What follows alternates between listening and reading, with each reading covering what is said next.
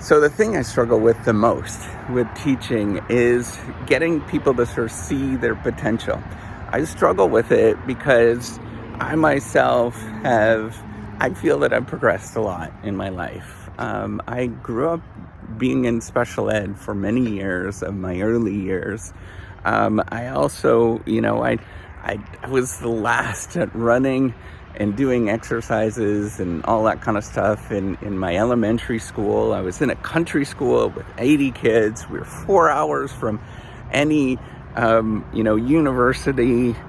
And, my dad was the only one that was working. My mom stayed at home with, there were 6 of us, like an incredible thing, right? Like all of these kind of things. And we lived off of a budget. My mom is financially doing okay.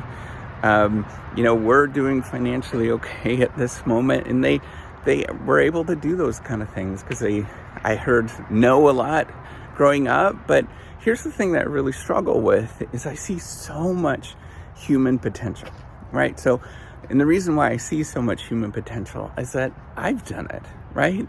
And before you say that, hey, that's really arrogant to say that, I'm not saying that in the sense of arrogance. I'm saying in the sense that you can actually do this, right? You could do a lot in your life, and where you do a lot and how you do a lot, it's not something that happens overnight. It's not a quick win. You do this over decades of constantly pushing and trying and moving forward. And it takes a long time. It took me, I did my undergrad in engineering, first one in my family to do that, of like 100 people, extended family, to even go to Wade University, much less go do an engineering degree. And then I kept going, and I became this like professor. But in graduate school, we had like no money for a long, long time. It was really tight. My wife and I got in a lot of fights about all sorts of things like that, about financially related. I had my kids when I was in graduate school, and, we made do. We had, instead of buying diapers, we used cloth diapers, like all that kind of stuff. And it's only until the last few years that I've felt like comfortable with saying, hey, we're doing okay at this moment. I don't feel like exasperated. But what I want to point out is there's all this human potential that people have. And the frustrating part that I see often is that people don't recognize it. That even, friends and family and, all sorts of people, and not just students, that they just have a lot of human potential. And they have to be brave enough to actually do it. I see some people doing it and jumping on, doing some amazing things in their lives that are really tough. And other people don't. And I don't know how to connect. The thing that's like frustrating is that I do know a lot about like personal finance and things like that, and people don't ask. Right? And I'm not going to offer because I can't force people to learn. I do know a lot about different things in life that are related to this kind of human potential question, but I can't outwardly talk about those things, right? So it's frustrating if people don't want to sort of recognize that they can do a lot and they have a tremendous amount of potential in their life. And I get frustrated in the classroom because I can't connect. And I think part of it, I know that this sounds strange, but I think part of it is I'm just too nice. I come across as too nice and too caring. And when you're too nice and you're too caring, people don't connect with that. They don't sort of see that they don't have that understanding that, hey, this is actually really good. They don't listen to it. I don't know how to change that because that's me. I am, this is my voice. This is who I am.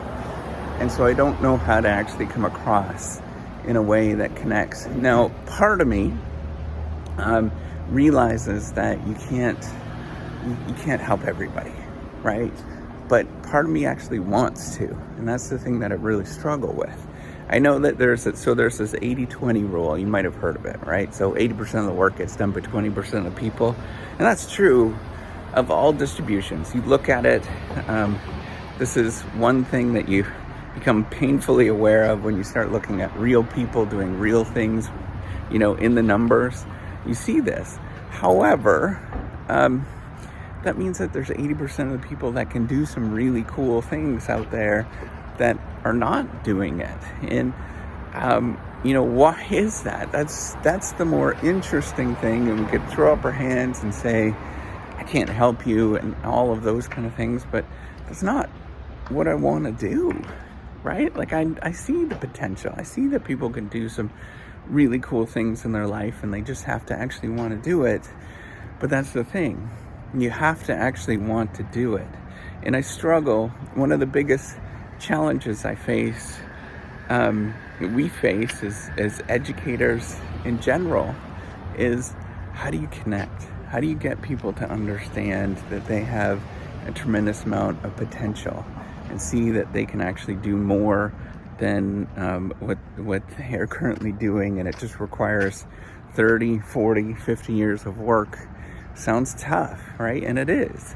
That's the thing, right? It's not the McDonald's solution in any sort of way. I can't offer that sort of fast and quick thing. And I think people see that they get really frustrated with that. But I can offer the fact that you'll be enormously, have enormous potential and do amazing things if you just keep doing that. And you do good things in your life that offer value. And you do that all the time. You do things like reading a personal finance book. That's not hard to do. There's lots of really easy ones to read. You can even get comic books and, all of these kind of things if you want to. Things like treating other people nicely for an extended period of time pays off. Like there's all sorts of things that we don't do because it takes a lot of effort and it takes a lot of time. So I don't know, I just talking about my frustrations of not connecting, and I think it's somewhat universal as educators to feel like this. I can't connect with everybody, but hopefully some of you will be paying attention to this and realize, man, just do good things. Get out there and keep trying, keep striving every single day.